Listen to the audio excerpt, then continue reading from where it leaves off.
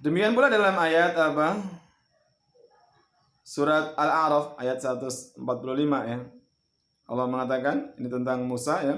Wa katabnahu fil alwahi min kulli syai'in wa mau'izatan wa tafsilan li kulli syai'. Dan demikianlah kami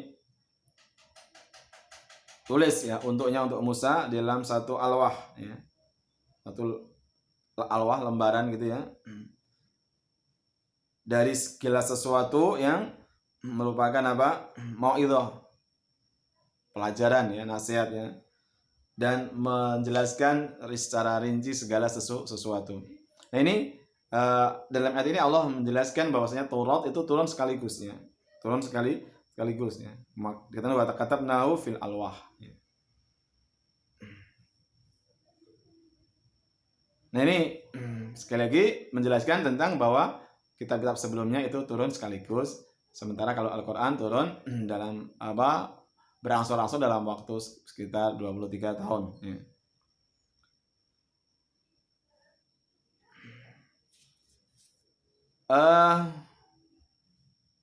Mungkin kita bertanya ya. Nah, mungkin juga kalian bertanya. Lah turun Quran berangsur-angsur itu sekali turun tuh berapa ayat toh gitu loh. Pos satu halaman ya. Mungkin sebagian kalian kalau ngapal gitu ya. Nah, kalau kita lihat ya, dari perjalanan Nabi SAW itu ternyata Allah menurunkan Quran itu nggak mesti ya. Ada yang 10 ayat sekaligus ya. Ada yang beberapa ayat. Seperti kan kita tahu ya, Iqra Al-Alaq ya, yang pertama kali turun kan berapa ayat? Cuma 5 ayat ya. Kemudian misalnya apa tentang hadithul ifki ya, tentang apa berita dusta yang menimpa Aisyah ya.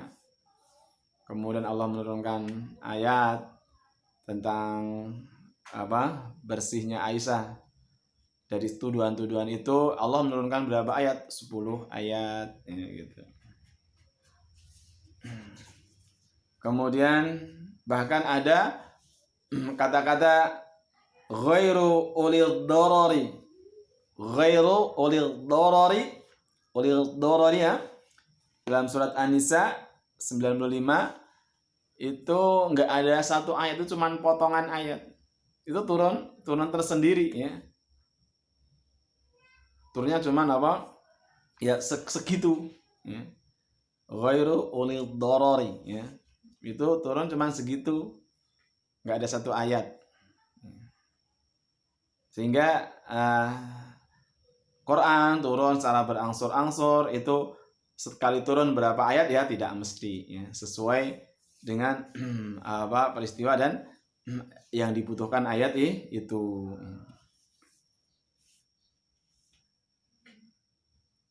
Lanjut ya. Nah, kita lanjutkan. Ya ini sekarang apa hikmah. Kena apa hikmah diturunkannya Al-Qur'an secara berangsur-angsur begitu. Yang pertama, tathabbut fuadi Rasulullah sallallahu alaihi wasallam. Ya ini apa tathbit ya, meneguhkan, mengokohkan hati Nabi sallallahu alaihi wasallam ya. Lu Nabi berdakwah itu kan banyak sekali yang menghalangi kan gitu ya. Banyak bahkan apa tiap hari Nabi menerima gangguan. Ya Nabi kan juga manusia toh, bashar. Qul innama ana bashar, ya saya manusia. Ya manusia dia bisa sedih, ya, bisa apa menjadi kurang bersemangat ya. Maka apa dengan diturunkannya Al-Qur'an itu untuk lebih mengokohkan, meneguhkan hati Nabi. Setiap ada peristiwa apa yang bikin Nabi sedih, Allah menurunkan ayat ya. Sehingga menjadi semakin kuat ya gitu. Allah mengatakan apa? Wa qala alladziina kafaru laula nuzila alaihi al-Qur'anu jumlatan wahidatan kadzalika linuthabbita bihi fuadak. Jadi kadzalika linuthabbita bihi fuadak. Demikian itu kami turunkan Quran secara berangsur-angsur apa? Untuk mengokohkan, menguatkan hatimu.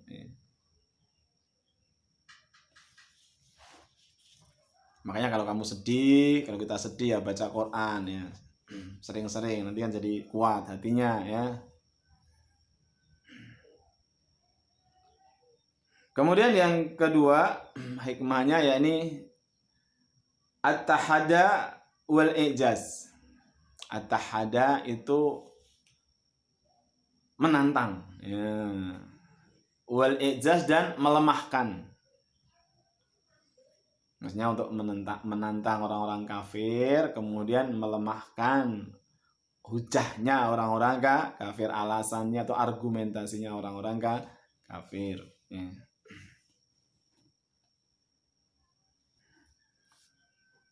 Karena orang-orang musyrik itu mereka luar biasa ya dalam memusuhi Nabi SAW. Ya. Mereka menantang. Ya. Kadang-kadang mereka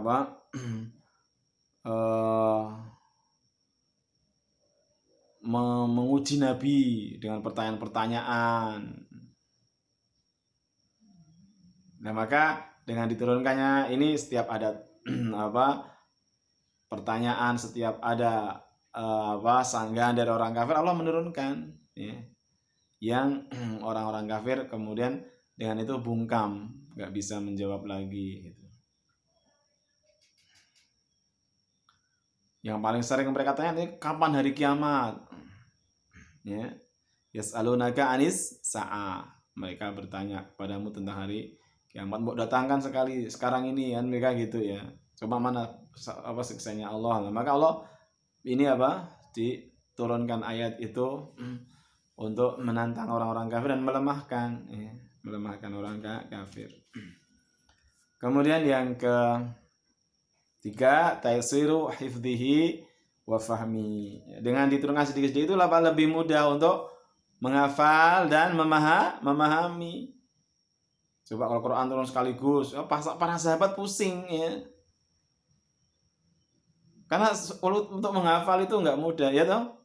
Kalian sudah merasakan toh. Kan nggak mudah, butuh sedikit demi sedikit kan, nggak mungkin kan sekali kamu setor 30 juz kan nggak mungkin, harus sedikit demi sedikit. Demikian pula memahaminya ya. Untuk bisa memahami Al-Quran dengan baik ya dipahami dari sedikit ayatan ya. Maka sahabat kan kalau belajar kepada Nabi kan gitu 10 ayat dibaca, difahami, diamalkan ya, baru minta tambah lagi kan gitu. Itu lebih mudah ya. Tapi kalau sekarang belajar sekaligus 30 juz ya, kemampuan manusia nggak akan mencapai itu kalau umumnya ya.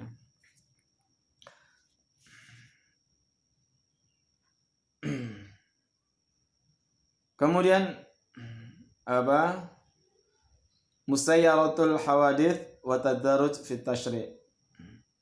yakni dalam rangka untuk mengikuti perjalanan peristiwa-peristiwa ya. Jadi istilahnya?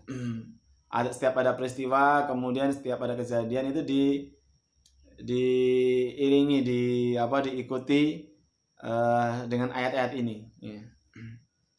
Dan untuk menunjukkan bahwasanya yang namanya syariat itu tadarruj, yakni diturunkan secara bertahap, berangsur-angsur ya. Untuk menetapkan syariat, menetapkan hukum itu dibutuhkan proses gitu ya, nggak sekaligus.